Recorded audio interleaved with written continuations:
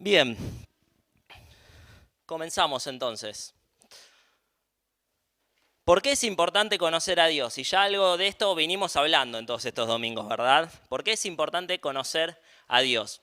Porque el concepto, la noción que nosotros nos hagamos de Dios y la manera en la cual nosotros concibamos a la persona de Dios va a determinar muchas cosas en nuestra vida. No es simplemente un conocimiento teórico. Porque nuestras prácticas, como habíamos dicho en otra clase, nuestra cosmovisión, es decir, nuestra manera de ver el mundo, interpretar las cosas que nos suceden a diario y que suceden en el mundo a diario, van a estar determinadas por aquellas cosas arraigadas en nuestro corazón y nuestra mente, por aquellas convicciones que tenemos respecto de Dios. Y entre otras cosas, entonces nuestro conocimiento de Dios y nuestro concepto acerca de Dios va a determinar nuestro sistema de creencias, es decir, qué creemos, nuestras doctrinas. Eso que estamos tratando de ver clase a clase, bueno, todo ese tipo de cosas está determinada fundamentalmente por la noción y el concepto que tenemos de Dios. Si nosotros, por ejemplo, tuviéramos una concepción de Dios como tienen los ateos o los agnósticos, no tendría sentido nada de esto, porque diríamos Dios no existe o a Dios, si es que existe, no se lo puede llegar a conocer. Bueno, nuestra concepción inicial de Dios dista bastante de eso, ¿verdad? Afirmamos, Dios existe. Bueno, ¿cómo es Dios?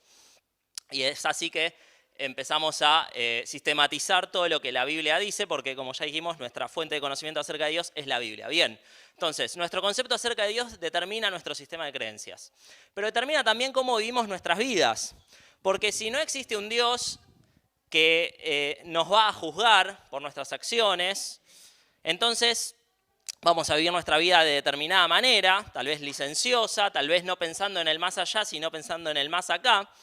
Pero si consideramos y creemos que hay un Dios que tiene determinadas cualidades y que nosotros no tenemos que regir y vivir en función a esas cualidades, entonces nuestra vida va a tomar una dirección completamente distinta. Y finalmente, la noción que nos hagamos de Dios va a incidir en cómo nosotros ejercemos nuestros ministerios, es decir, cómo servimos a Dios, cómo trabajamos en la iglesia, etcétera, etcétera. La noción y el concepto que nos hacemos de Dios y que tenemos respecto de Dios es importante en nuestras vidas, diría que es determinante para todo lo demás. Fíjense cómo un mal entendimiento de cómo es Dios puede derivar en equivocaciones doctrinales, prácticas, etc. Equivocaciones que son, en definitiva, perjudiciales para nosotros. Creo que un ejemplo excelente de esto está en Éxodo capítulo 32, no sé si ustedes lo recuerdan, pero Moisés había subido al Sinaí para recibir la ley de parte de Dios y el pueblo se ponía ansioso, entonces le piden a Aarón que le haga dioses que vaya delante de ellos y hacen un becerro de oro y dice mañana, cuando está el becerro hecho, mañana haremos fiesta, ¿a quién dicen? A Jehová, no dicen haremos fiesta a Baal, haremos fiesta a un dios extraño, haremos fiesta a Jehová. Ellos estaban pensando que de esa manera estaban honrando a Dios, pensaban que de esa manera iban a adorar verdaderamente a Dios, pero su error, su equivocación, estaba basada en la ignorancia, estaba basada en que no entendían cómo era ese Dios, en que no conocían que ese Dios dice no te harás imágenes y las adorarás, por ejemplo. Entonces vemos como un error en cuanto a la manera en la cual entendemos a Dios, su moral, su persona, su obrar puede derivar en un error terrible. Después, si quieren, leen la historia y como resultado de este error tremendo, muchas personas murieron, etcétera, etcétera. Un mal entendimiento de cómo es Dios puede derivar en errores doctrinales y podemos adorar a un Dios de nuestra propia imaginación y nuestra creación y no al Dios que se expresó y se manifestó a través de la Biblia. En la actualidad ocurre lo mismo. Pueden observarse ciertas desviaciones doctrinales, ciertas herejías. ¿Se entiende el concepto de herejía? Es todo aquello que está contrapuesto a la doctrina enseñada por los apóstoles, a la doctrina auténtica, a la doctrina bíblica. Entonces, podemos ver, por ejemplo, cómo un mal entendimiento de uno de los atributos que vimos recién en el juego, que es el amor, deriva en una herejía tremenda. Ustedes saben que Dios es amor, la Biblia lo dice, y ya lo vamos a ver ahora cuando revisemos los atributos de Dios. Ahora, hay personas que piensan que el amor de Dios está por encima de todas sus demás cualidades, por encima de su justicia y por encima de su santidad. Y dicen, al final de los tiempos el amor de Dios va a prevalecer y todas las personas, hayan creído en Jesús o no, se hayan salvado o no, haya sido remediado el problema de su pecado o no, finalmente serán salvas y van a ir al cielo. Eso se lo conoce como universalismo. Es una herejía que se deriva de un mal entendimiento del amor de Dios, y así hay libros muy famosos hoy en día, por ejemplo, de un autor llamado Rob Bell, que se titula Love Wins, en inglés, ¿no? El amor vence, en donde él expone esta idea y así muchos otros. Un mal entendimiento del amor de Dios que lleva a una herejía que puede conducir a muchos al infierno. Entonces, ¿es importante entender cómo es Dios, cuáles son sus cualidades y cuáles son sus atributos? Definitivamente es importante. Posiblemente sea lo más importante que tengamos que entender en nuestras vidas. Ahora, ya nos metemos en este asunto de los atributos divinos. ¿Y qué son atributos divinos? Bueno, los atributos divinos son cualidades que constituyen la esencia divina. Es decir, es de aquellas cualidades de las cuales el ser de Dios está conformado. Es por eso que decimos que son inherentes e intrínsecas a su ser, es decir, son propias de sí mismos. Son propias de sí mismos, no son cualidades adquiridas. Hay muchos que prefieren no utilizar la palabra atributo y utilizan la palabra perfecciones, como se titula esta clase, pero finalmente decidí usar atributo porque es la palabra que más normalmente usamos, porque la idea de atributo, en su etimología de la palabra latina, conlleva la noción de que es una cualidad adquirida, ¿verdad? Y Dios no adquiere nada. Dios es eterno y siempre fue igual y siempre va a ser igual. Sus cualidades son inherentes a su persona y a su esencia. Por lo tanto, una mejor manera de hablar de los atributos de Dios es hablar de las perfecciones de Dios, ¿verdad? Porque cada una de las cualidades que se hallan en Dios adquieren en Él la perfección absoluta, ¿verdad? Es decir, si hablamos de amor, Dios es la expresión perfecta de amor. Si hablamos de eternidad, Dios es la expresión única y perfecta de eternidad, etcétera, etcétera, así con cada uno de sus atributos. Ahora, fíjense esta frase, la tercera, que puede parecer un poco, puede hacernos un poco de ruido, ¿no? Pero es algo hipotético. ¿Cómo podemos entender qué son los atributos de Dios y cómo constituyen su ser? Bueno, si Dios careciera de uno de sus atributos, hipotéticamente hablando, porque esto no es posible, dejaría de ser Dios. Por ejemplo, ¿cómo está conformada el agua?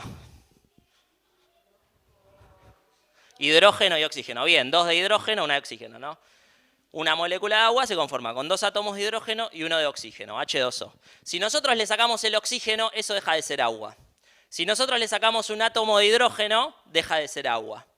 ¿Por qué? Porque el agua, la esencia, la sustancia del agua, está conformada por H2O. Bien, lo mismo ocurre con Dios. Sus cualidades conforman su divinidad. Y el ser de Dios le son intrínsecas los atributos que la Biblia dice que le son intrínsecos e inherentes. Constituyen su ser. De allí que cuando Jesús se despoja, siendo Dios, surge la pregunta, ¿de qué se despoja? Y algunos dicen, se despoja de sus cualidades divinas, que empiezan con la palabra omni, ¿no? Ahora las vamos a ver para aquellos que no la escucharon, pero se despoja de su omnipresencia, omnipotencia, omnisciencia. Bueno, esto es así. Si Jesús se hubiera despojado de sus cualidades divinas, Él hubiera dejado de ser Dios, porque en la esencia de Dios están esas cualidades. Bueno, Él no se despoja de esas cualidades, sino que se autolimita para no utilizarlas. Ahí esa es la idea de que se despojó a sí mismo, o como dice el original griego, se vació a sí mismo. Entonces, Dios no puede dejar de tener las características que le son inherentes a su ser, sus atributos. Y muchos estudiosos clasifican los atributos de Dios o las perfecciones de Dios en 2 grupos que más o menos, por más que se le pone distintos nombres, significan lo mismo. Es decir, cosas que le son propias a Él y que tienen que ver con sí mismo, y cosas o atributos que tienen que ver con el resto de la creación. Entonces se suele hablar de atributos naturales y morales. Por ejemplo, un atributo natural sería la eternidad, Dios es eterno. Un atributo moral sería el amor, por ejemplo, cómo Dios se comporta y se manifiesta a su creación. Lo mismo ocurre con absolutos y relativos. Absoluto sería, por ejemplo, Dios es omnipresente, está en todos lados. Y relativo sería la justicia, cómo se maneja Él con su creación, por medio de la justicia. Y tal vez la clasificación que más me gusta a mí es la de comunicables e incomunicables. Hay atributos que son propios de Dios y no se le pueden comunicar a ninguna criatura. Por ejemplo, la eternidad, porque solo Dios es eterno en un sentido pleno de la palabra.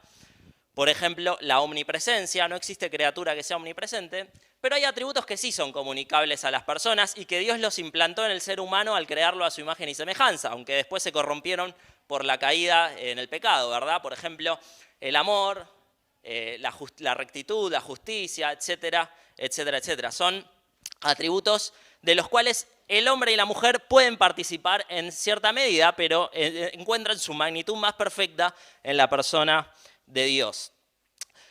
Me parece que no tiene mucho sentido seguir hablando de la clasificación, ni aporta demasiado al estudio de los atributos, la clasificación de los mismos. Por lo tanto, vamos a empezar a ver algunos de los atributos de Dios. Yo enlisté 13, posiblemente no veamos todos, pero vamos al menos tratar de repasarlos y si después surge algún comentario o algo con alguno puntual, lo volvemos a repasar. Pero elegí un orden simplemente por orden alfabético, no hay ninguna prioridad acá. Y empezamos con el amor, ¿verdad?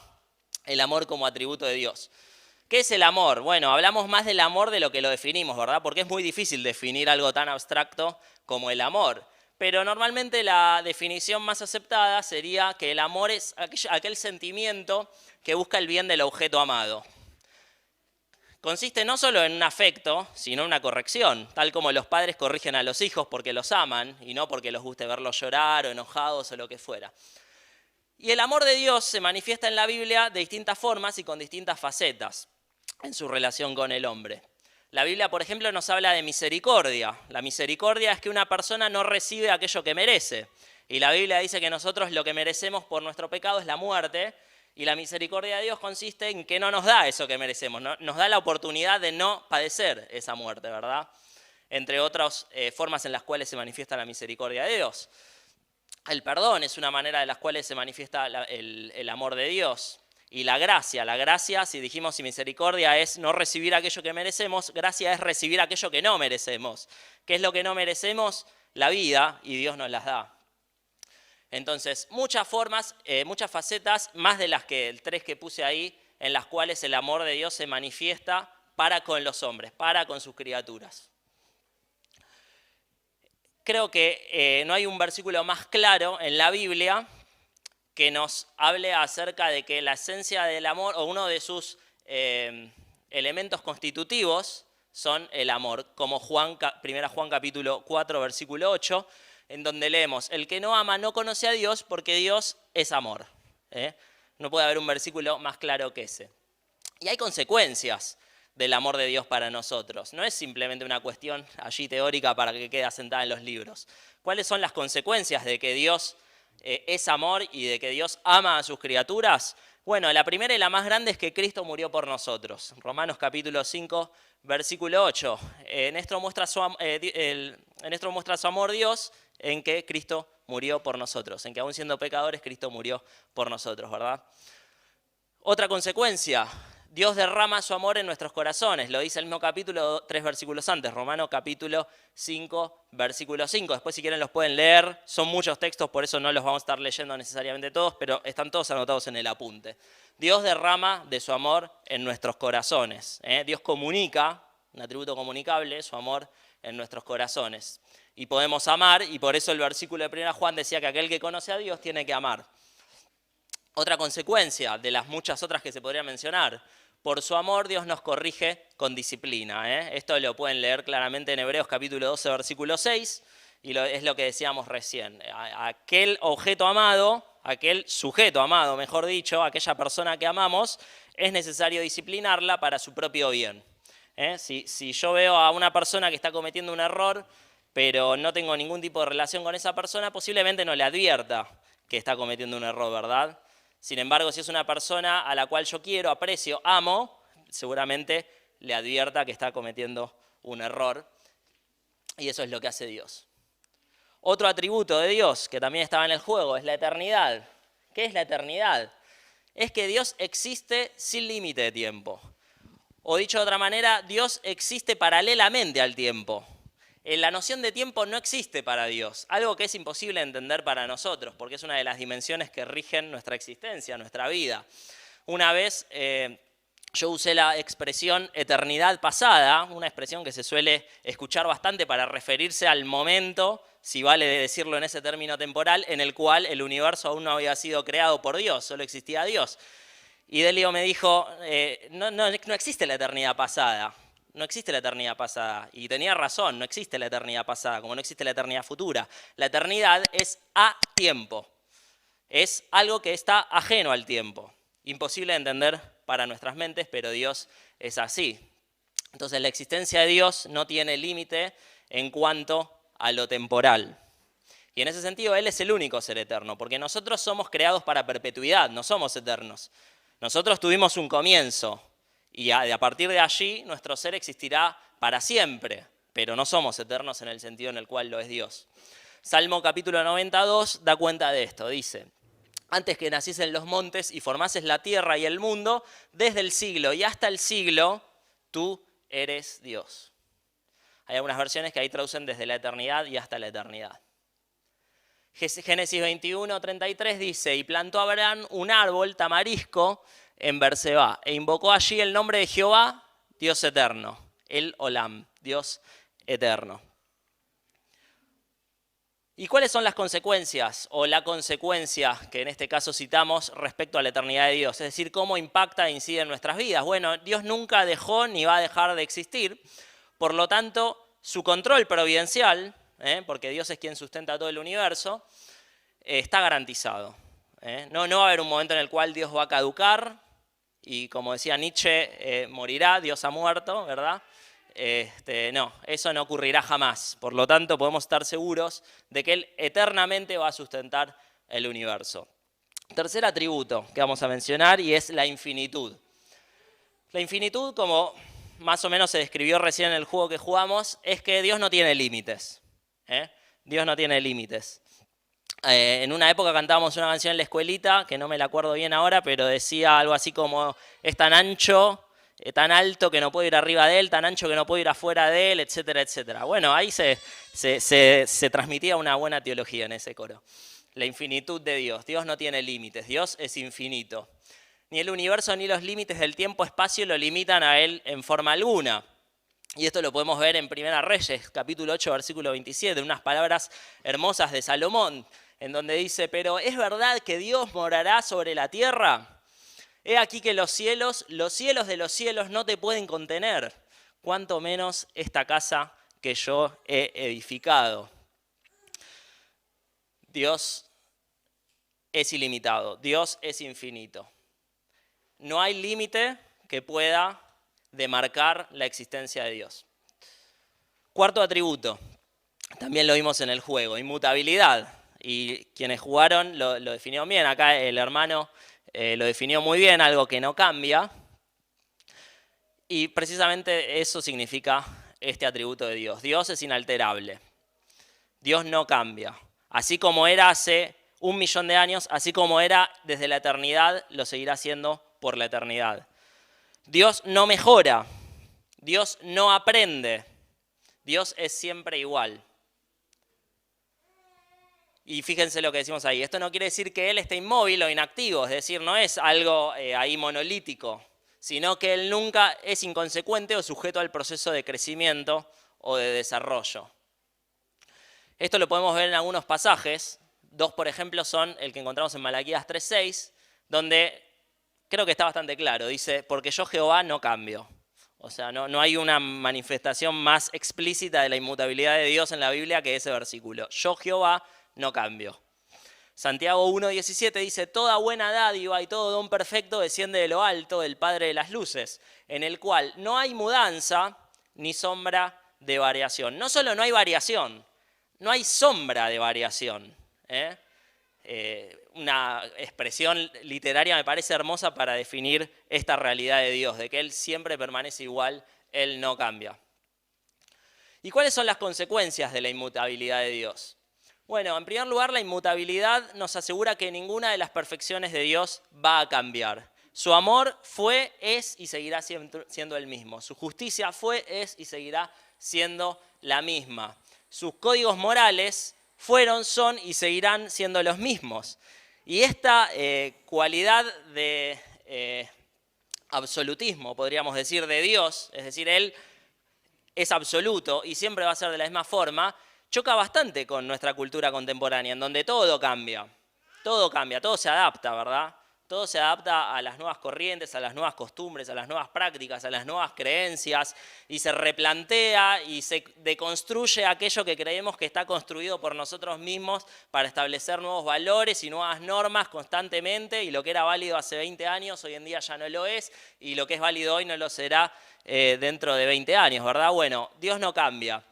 Por lo tanto, sus atributos, sus órdenes morales son siempre las mismas, no cambian, permanecen vigentes. Y lo mismo ocurre con sus propósitos y con sus promesas, no cambian, permanecen vigentes. No importa hace cuánto tiempo hayan sido dadas y no importa cuánto tiempo más haya que esperar su cumplimiento. No cambian porque Dios no cambia. Quinto atributo, la justicia. La justicia tiene que ver, como decía recién Mati, ley, con moralidad, con rectitud, verdad. Tiene que ver con aquello que es correcto. La idea de justicia transmite eso en la Biblia, la rectitud, aquello que está bien, aquello que es equitativo, aquello que es consecuente. Y con relación a sí mismo, Dios se puede decir que no hay ley en su propio ser u obrar que sea violada. Esto es muy importante, y ya lo vamos a ver ahora. Tiene una incidencia muy grande en el mensaje del Evangelio. ¿Por qué? Porque si Dios establece que la paga del pecado es muerte en su propia ley moral, y después los hombres pecan, a pesar de que Él, que es amor, como ya lo vimos, los ame, no puede pasar por alto ese pecado. Tiene que cumplir su ley. Y con relación a sus criaturas, no hay acción suya que viole código alguno de moralidad o rectitud. Lo mismo. Si Dios estableció una ley, Él, que es justo, la tiene que cumplir. No puede haber un atributo divino, como el amor, que tape a su justicia, o que sobrepase a su justicia, o que vaya y funcione en detrimento a su justicia. ¿Dónde vemos en la Biblia la justicia de Dios? En muchísimos pasajes, muchísimos. Tal vez uno de los atributos más nombrados de Dios, particularmente en el Antiguo Testamento. Pero, por ejemplo, el Salmo 11.7 dice, porque Jehová es justo y ama la justicia. Daniel 9.7 dice, tuya es, Señor, la justicia. Salmo 19.9 dice, los juicios de Jehová son verdad, todos justos. ¿Y cuáles son las consecuencias de la justicia de Dios? Bueno, lo que decíamos recién. La justicia de Dios demanda que la pena por el pecado sea pagada. Ya que en su propia ley Él estableció que la paga del pecado es muerte, como leemos en Romanos capítulo 6.23, o como leemos en Ezequiel 18, donde dice que el alma que peca, ese alma debe morir. Ahora, lo bueno de todo esto es que Dios mismo proveyó la paga del pecado. Como ya dijimos, ¿entran en conflicto la justicia y el amor de Dios? No, porque frente a la demanda de justicia que su propia ley estipulaba, Él en su amor proveyó la cura para el pecado, para solucionar el tema del pecado y que, como dice Pablo, ahora seamos hechos justificados, seamos vistos como justos. ¿Y cuál fue esa paga del pecado, ese precio del pecado? Fue Jesús mismo, ¿verdad? Sexto atributo de Dios, la libertad. La libertad, en lo que se refiere a Dios, tiene que ver con que Él es independiente de su creación. Es decir, sus decisiones y su manera de obrar no está regida por sus criaturas y por su creación. Vamos a ir rápido con esta. Así avanzamos a otras que no quisiera dejar de mencionar. Bien. Séptimo atributo, la omnipotencia de Dios. La omnipotencia de Dios significa claramente que Él es todopoderoso, ¿verdad? La idea de omni tiene que ver con todo y potencia con el poder, ¿verdad? Es todopoderoso, capaz de hacer cualquier cosa. No hay cosas que a Dios le sean fáciles y difíciles. No hay cosas que a Dios le demanden mayor trabajo que otro. Simplemente dice una palabra y el universo empieza a existir. Y dice una palabra y el hombre, y las plantas crecen y surgen bestias en el agua y demás. Bueno, la omnipotencia de Dios. No hay cosas que a Dios le sean fáciles o difíciles. Él es capaz y tiene poder para hacer lo que sea y lo que le place. Génesis capítulo 17.1, entre muchos otros pasajes, dan cuenta de la omnipotencia de Dios. Dice, era Abraham de edad de 99 años cuando le apareció Jehová y le dijo, yo soy el Dios todopoderoso, anda delante de mí y sé perfecto. Dios mismo se define como todopoderoso y habría muchos otros pasajes en donde vemos esa omnipotencia de Dios en acción, ¿verdad? Dios haciendo obras poderosas. En 2 Corintios 6:18 dice, y seré por vosotros por padre, y vosotros me seréis hijos e hijas, dice el Señor Todopoderoso. Nuevamente, se lo define a Dios como un ser todopoderoso. ¿Y cuáles son las consecuencias de la omnipotencia de Dios? Bueno, podríamos clasificar 3 en primer lugar. El poder de Dios se relaciona con el Evangelio. Romanos 1:16 dice que el mensaje de la cruz es locura para aquellos que se pierden, pero para nosotros, los que nos salvamos, es poder de Dios para salvación. Es poder de Dios para salvación. ¿Existe alguna manifestación más grandiosa y milagrosa del poder de Dios que un alma que se iba derecho al infierno de repente cambie el curso de su vida y se dirija hacia el cielo? Yo creo que no. Creo que ninguna sanación espectacular, ningún tipo de frenar el sol, como vimos el jueves en el libro de Josué, ningún tipo de esas cosas puede superar al poder de Dios que se manifiesta en la salvación de una persona que se va al infierno y pasa de vida a muerte. Y eso lo dice Pablo. El Evangelio es poder de Dios para salvación. ¿Qué más? ¿De qué otra forma incide el poder de Dios en nuestras vidas? Bueno, es garantía de nuestra seguridad de salvación. Dice, eso lo pueden leer en 1 Pedro capítulo 1:5, en donde dice que nosotros somos guardados para salvación por su poder.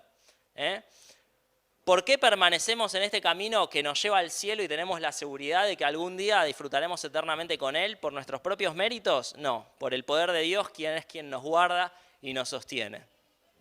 Y finalmente, el poder de Dios sustenta la esperanza de la resurrección. Eso lo pueden leer en 1 Corintios capítulo 6. ¿Quién, sino un ser que puede hacer todas las cosas y para el cual no hay limitación, puede levantar a los muertos? La idea de la resurrección de muertos en la Biblia siempre está ligada a una acción divina. Nadie que no sea por medio del poder de Dios puede levantar muertos y de esta forma se expresa en la Biblia. El levantamiento de muertos es señal del poder de Dios. Lo podemos ver en los evangelios claramente. Y nuestra resurrección futura está garantizada por el poder de Dios. Omnipresencia. Bastante claro, Dios está en todos lados, está presente en todos los lugares en la totalidad de su ser. Me encanta este salmo, el Salmo 139. ¿A dónde me iré de tu espíritu? ¿A dónde huiré de tu presencia? Si subiera a los cielos, allí estás tú, y si en el Seol hiciere mi estrado, he aquí, allí tú estás. Si tomare las alas del alba y habitar en el extremo del mar, aún allí me guiará tu mano y me asirá tu diestra. Si dijere, ciertamente las tinieblas me encubrirán, aún la noche resplandecerá alrededor de mí. Las consecuencias parecen bastante claras y están todas contenidas en este pasaje, ¿verdad? En primer lugar, nadie puede escaparse de la presencia de Dios. Si no, fíjense lo que le pasó a Adán después de pecar, se escondió. Y Dios lo encontró claramente. Nadie puede escapar de la presencia de Dios. Esto advierte también a los no creyentes, ¿verdad? Porque finalmente no vamos a poder escaparnos de Dios y no vamos a poder escaparnos de su justicia. Y si no aceptamos el amor que Él nos ofreció, no va a haber escapatoria. Pero también consuela a los creyentes, porque no hay ningún lugar al que podamos ir, y lo manifiesta David en su salmo, no hay ningún lugar por más alejado de Dios que parezca estar, al que podamos ir, y ninguna prueba que podamos transitar en la cual Dios no va a estar presente. Su presencia siempre va a estar con nosotros en cada circunstancia de nuestras vidas. En noveno lugar, la omnisciencia. Omnisciencia, creo que todos lo entendemos bien, significa que Dios sabe todas las cosas. Las reales, las pasadas, las posibles y las hipotéticas. Es decir, ¿qué hubiera pasado? A veces nos preguntamos, ¿no? ¿Qué hubiera pasado si no hubiera estado en ese lugar? Bueno, no sabemos, no tenemos ni idea. Dios lo sabe. Sabe toda la infinidad de posibilidades que hubieran hipotéticamente pasado si hubiéramos hecho tal o cual cosa. Y eso está expresado explícitamente en la Biblia. Ahí les dejo las consecuencias. No las vamos a leer ahora porque ya avanza bastante el tiempo. Bien, santidad. Dios es santo y solemos definir la santidad en un sentido negativo, ¿verdad? La santidad es la ausencia de pecado, como la salud es la ausencia de enfermedad. Y creo que no es una mala definición, porque el pecado está definido por la voluntad de Dios. ¿Qué es el pecado? Aquello que es ajeno a la voluntad de Dios, aquello que es contrario a la voluntad de Dios, es decir, aquello que no quiere. Entonces, decir que Dios pudiera pecar sería absurdo, porque si el pecado es aquello contrario a la voluntad de Dios y Dios quiere algo, eso nunca va a ser pecado.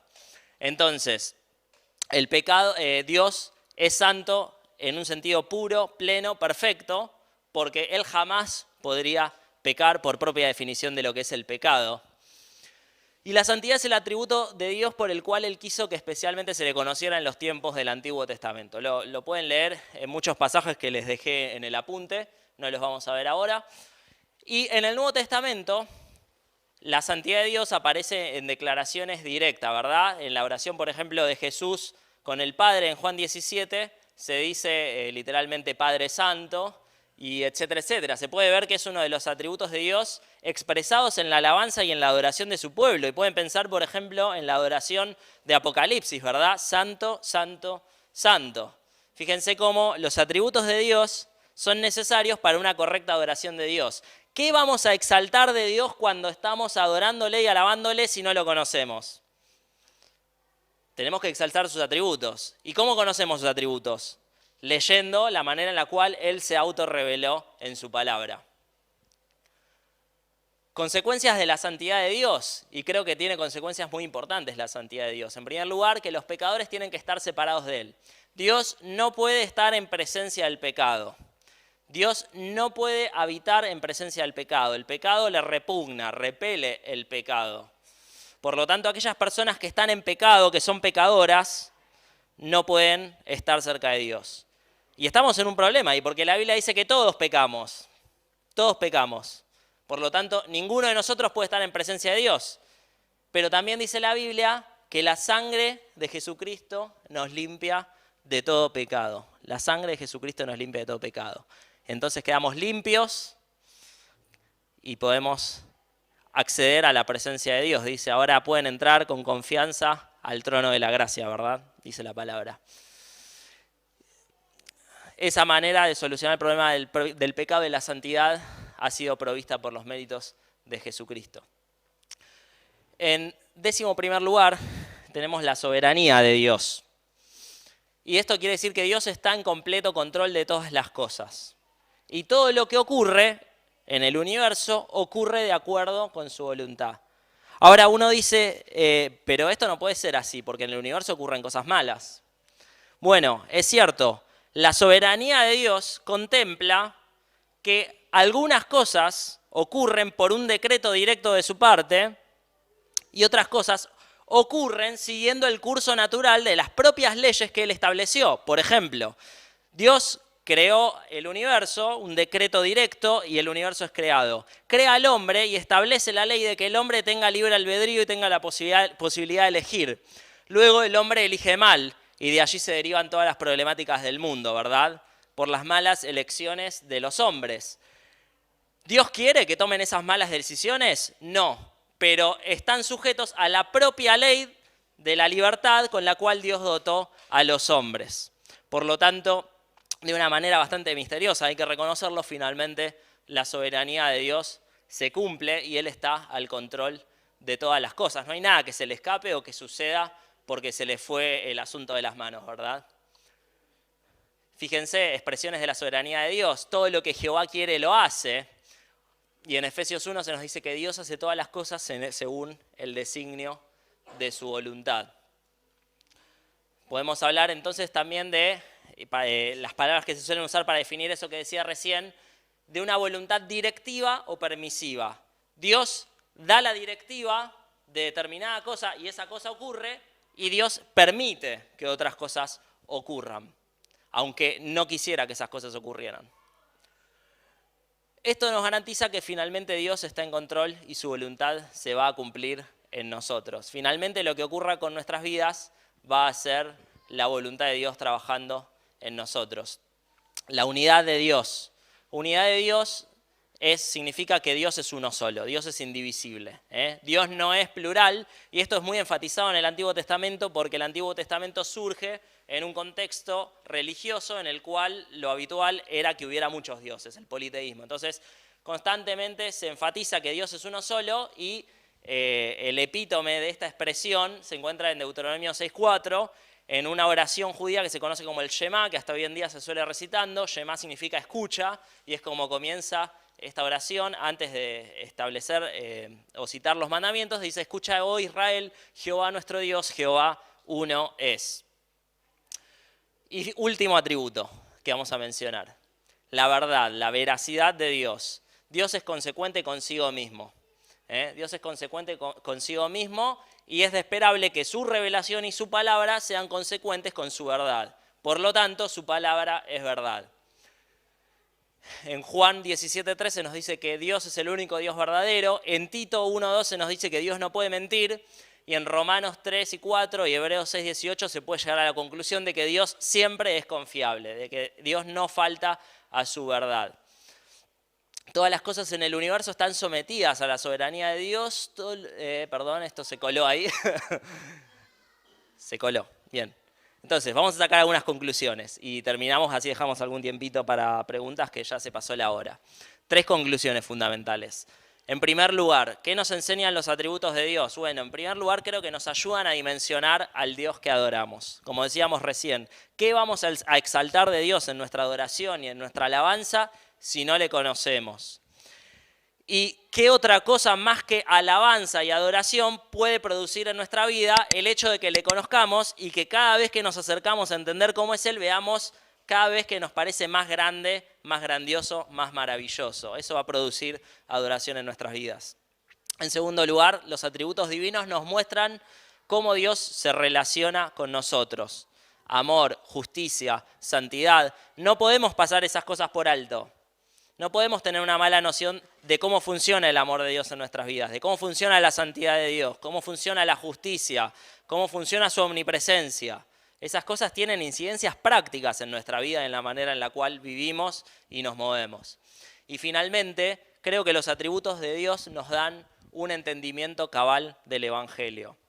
Porque así entendemos entonces que el Dios omnipotente y eterno, todopoderoso, creó al hombre a su imagen, y que el hombre escogió mal y se alejó de él, y que por la santidad de Dios el hombre no puede reconciliarse y no puede amistarse con Dios, pero por su amor Dios proveyó a su Hijo para que pague la deuda de nuestro pecado, la justicia de Dios sea satisfecha y entonces nosotros podamos tener una relación de intimidad con Él. En eso consiste en el Evangelio, y de este modo quisiera terminar. Si hay alguien en este lugar que aún no ha arreglado el problema del pecado con Dios, que no ha aceptado ese sacrificio para ser justificados, ese sacrificio de Jesús que murió en nuestro lugar en la cruz, no tiene que dejar pasar el tiempo, porque de eso depende nuestro destino eterno, ¿verdad? De eso depende nuestra eternidad, que no es simplemente algo del futuro, de cuando nos muramos, sino que empieza